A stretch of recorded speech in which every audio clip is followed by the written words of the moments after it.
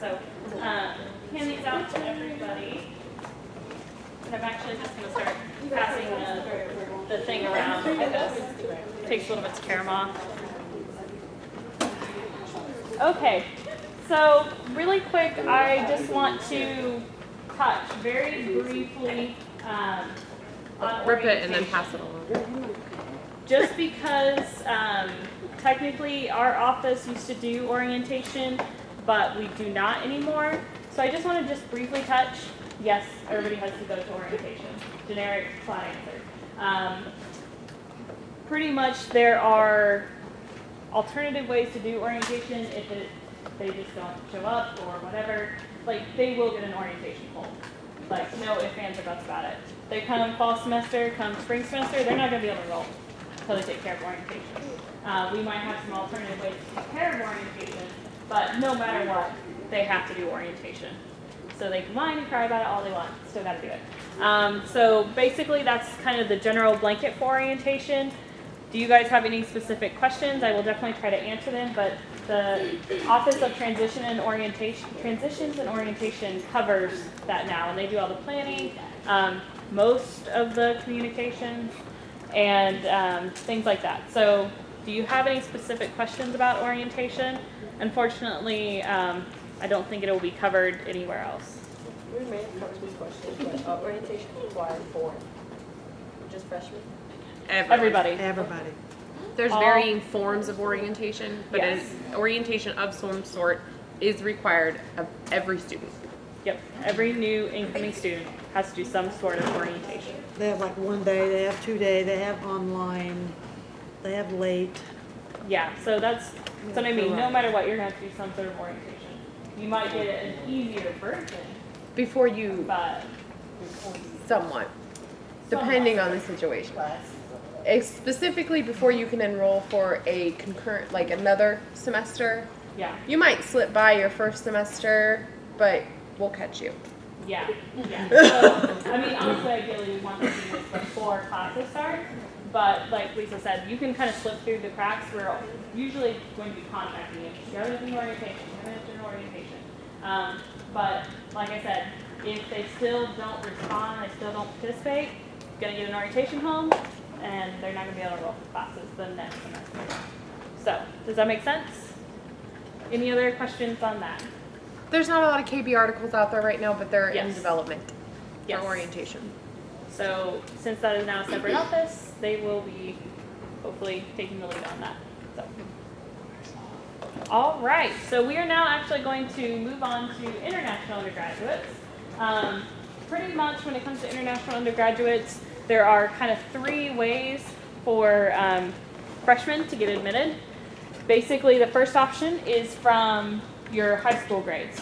So this doesn't require test scores. This is students who will be graduating soon or have graduated recently. And pretty much all they have to submit is their final high school transcripts.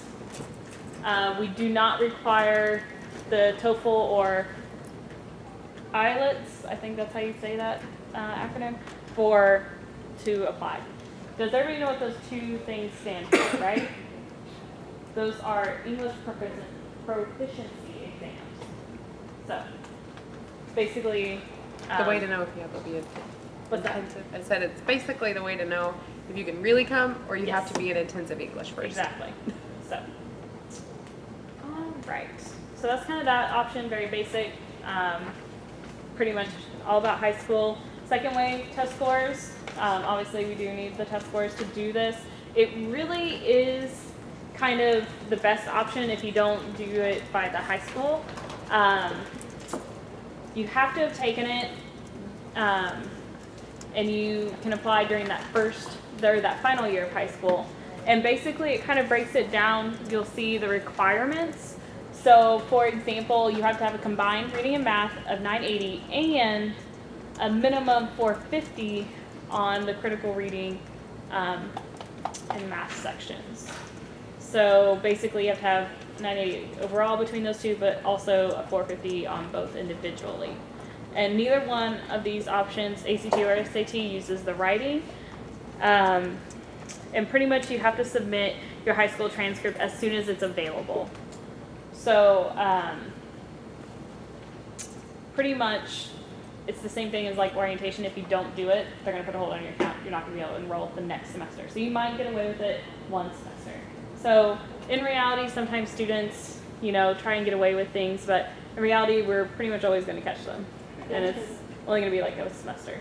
And that's for the SAT and the ACT requirement that you guys will catch the following semester. Well, the high school, they still have to submit the high school transcript as soon as it's available. So a lot of times, with this option, it's kind of like they might have a little bit of trouble getting their high school transcript. It might just take a while longer, things like that. So we can admit them based on their test score, but then we still have to see that final transcript. So what if their high school transcript don't look at the requirement?